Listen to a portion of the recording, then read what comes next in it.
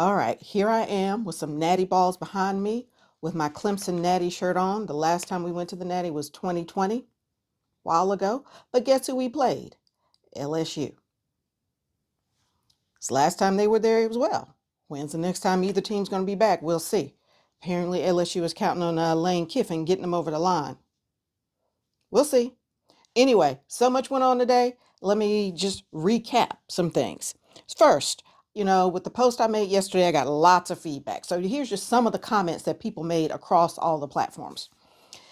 This situation, meaning Kiffin going to LSU, shafts Ole Miss, but oh well, okay. It's a business decision. It will always be a resource deficit at Ole Miss. LSU has some fault in this. The system is set up this way. LSU is a better job. He wasn't unprofessional.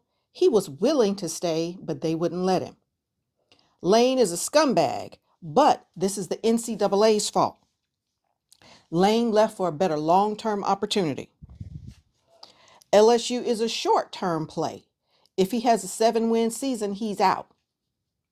You are wrong, meaning I am wrong. The assistants are staying. The players are staying. It's in their best interest to stay. Okay.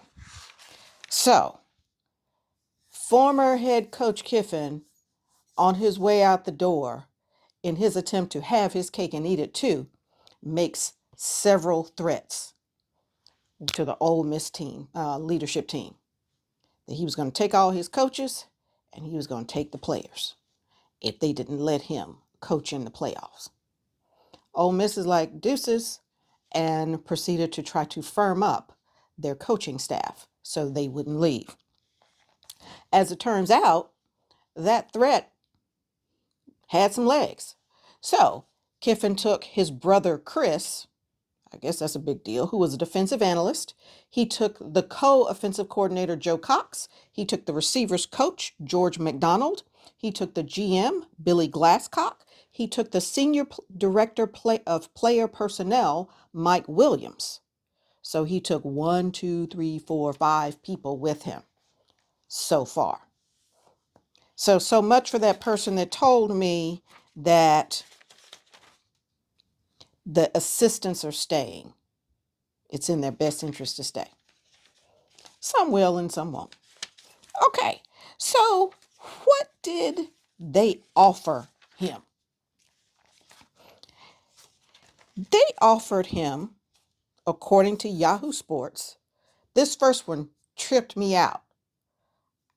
How the agent pulled this off, Sexton, I think is his name, is beyond me. Okay, so Coach Kiffin, the LSU coach, will get bonuses based on how far Ole Miss goes in the college football playoff as if he was still at Ole Miss.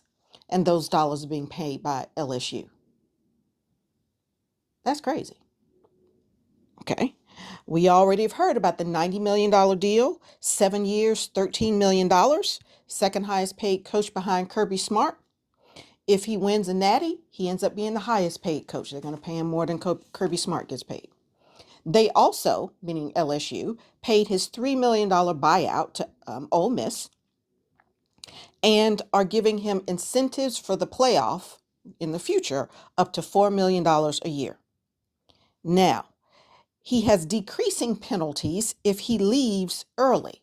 So if he decides to leave in year 1 is $7 million, but it decreases by $1 million per year after that. Okay? Now, these are the two things that tripped people out. If he is fired without cause, he will get 80% of his remaining salary, fully guaranteed, no mitigation required.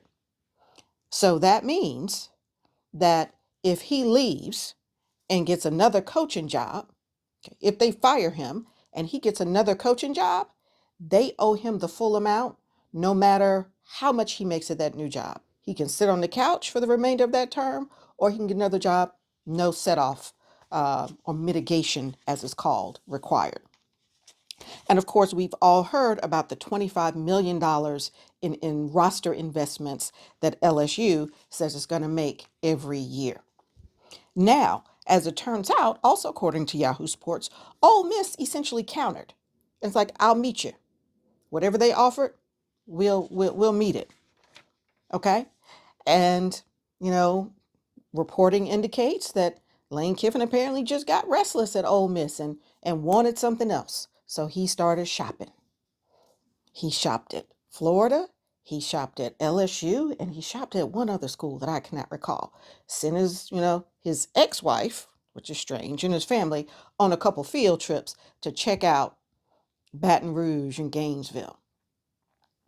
Apparently there was interest in Gainesville, and Kiffin was interested in Gainesville, but there was not a good initial meeting with Kiffin and the athletic director at Florida.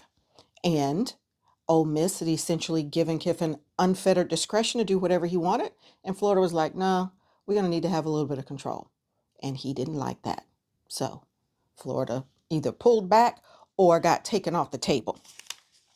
In any event, this is the third coach that LSU has on the books. They are still paying Ed Orgeron.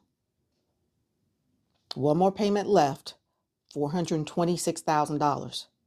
They're just getting started paying Brian Kelly that $54 million. They're just getting started. Okay. Now, for everybody who says that this is a good long-term move, Orgeron left in 2021 after 5 years. He won at least one Natty while he was there and had several other accomplishments.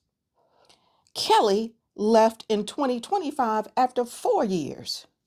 So there's not a long-term play because they don't have a good track record since Les Miles, who I think they kept for 16 years.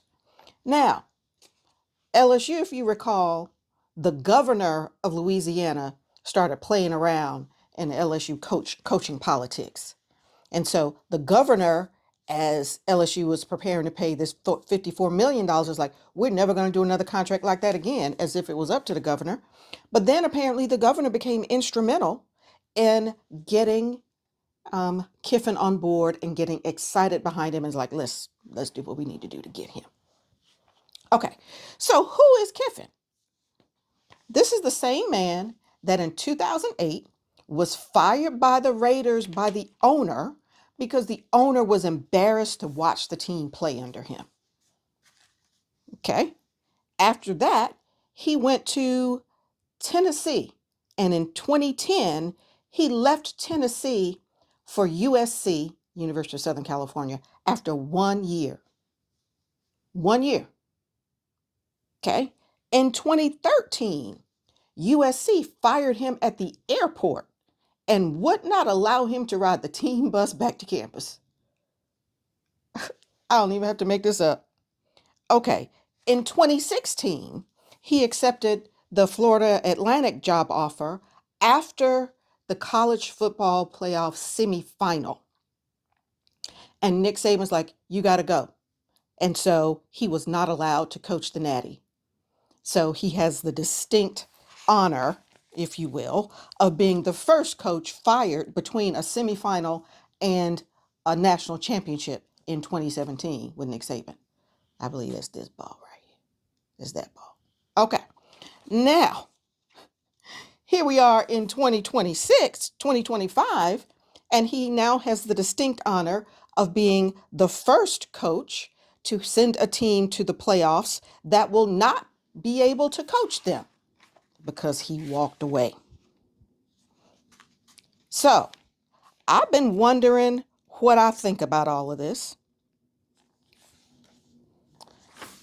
And I have a couple thoughts.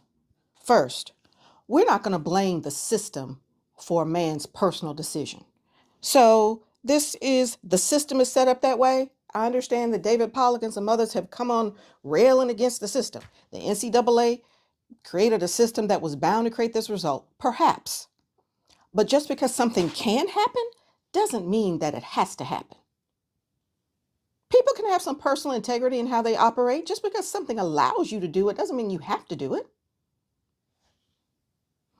So we're not blaming the system.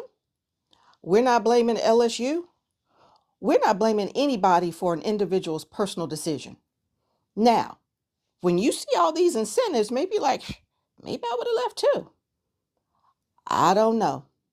But what I do know is where I started yesterday, which was, who's worried about the players?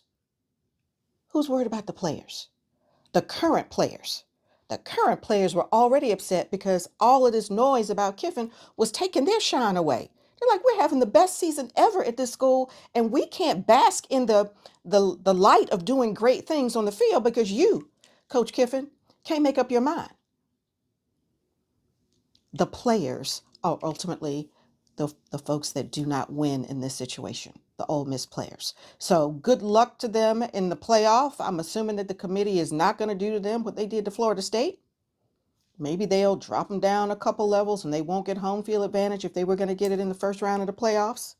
I don't know how that's going to shake out, but good luck to Ole Miss in the future. LSU will get what it paid for and will probably keep paying for it after they're done with the product, vis-a-vis Orgeron and Brian Kelly. Anyway, I don't know. Y'all can let me know what you think. It is what it is at this point.